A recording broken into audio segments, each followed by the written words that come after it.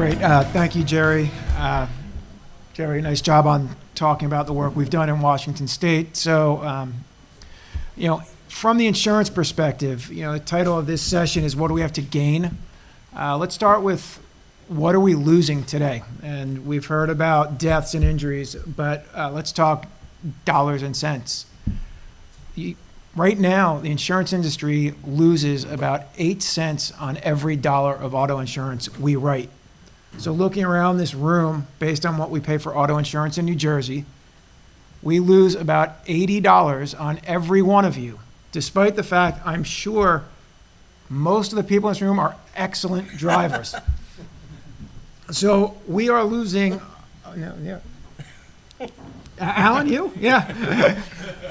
So we're losing a lot of money in auto insurance today. Additionally, the 100-year-old business model, like we heard this morning from Adam Jonas, of people owning and driving their own vehicles is changing rapidly. So from an insurance perspective, we have an incredibly large line of business that's losing money and is starting to change pretty rapidly. So there are a lot of near-term, and a little bit longer-term opportunities that we are encouraging. In the short term, it's through projects like the one Jerry talked about here. What we're looking at is how can we take crashes, and these are crashes, these are not accidents, because many of these crashes are preventable.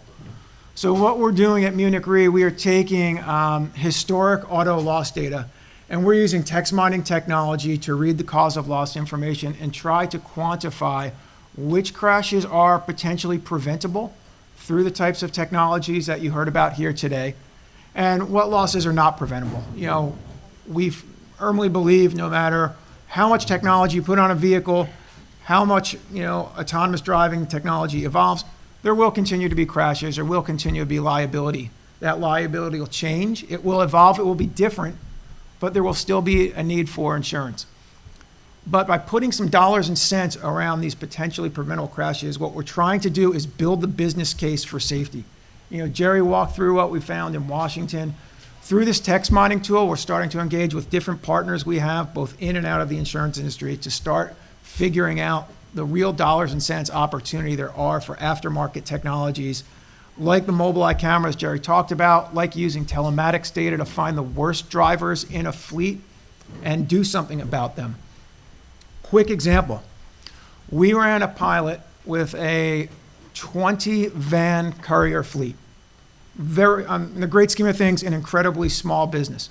Within this 20-van fleet, within 2 weeks of putting the technology on the car, little OBD2 port, nothing sophisticated is the technology we've seen today. It's pretty boring from a technology standpoint. But what we found out of the 20 people driving these vans, there were 2 drivers that drove over 90 miles per hour every single day. They had clean MVRs. They were, by traditional metrics, fine drivers. We found there was a third driver that never wore a seatbelt, despite the fact that it was company policy that you wear a seatbelt. And while we were presenting these figures to the business owner, he said, "Hold on a second." You heard the phone click down, and you heard him yelling in the background, "Who the F was driving van 37 and 31 last week?" Now, that's not how we encourage people to coach. But nonetheless, what we saw in the next 2 weeks was the number of speeding over 90 miles an hour was cut to near zero. So it's using the data to identify, coach, and correct the bad drivers. Because, as we heard this morning, from Alex Roy and his Human Driving Association, people are going to continue to be part of the mobility mix for decades to come. So using some of these aftermarket technologies, using some of the data to try to improve driving is a big part of what we're doing. The second part of what we're doing from innovation and mobility and insurance is recognizing the fact that mobility models are changing. When we talk about car sharing, ride sharing, autonomous vehicles, and the convergence of these mobility models, we recognize the liabilities are changing and that the insurance products will have to change with the business models. And one fallacy I really want to make sure everyone leaves your understanding today is sometimes you'll read an article as to reasons why autonomous vehicles will not happen.